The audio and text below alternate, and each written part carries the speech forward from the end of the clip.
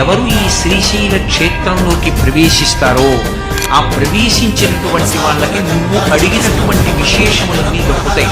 అందుకని ఈ పర్వతముతో సమానమైనటువంటి పర్వతము ఇక సృష్టి ఎందు ఉండదు. అంత గొప్ప స్థితిని పొందుతారు.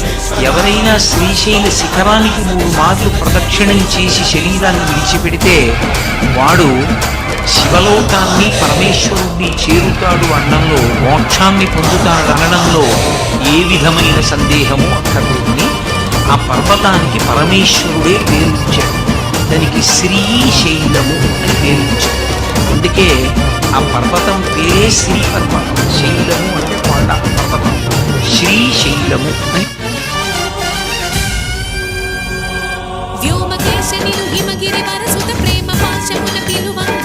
యోగిరేశని మనసు కనగద రాగదేశమైనా హే మహేశని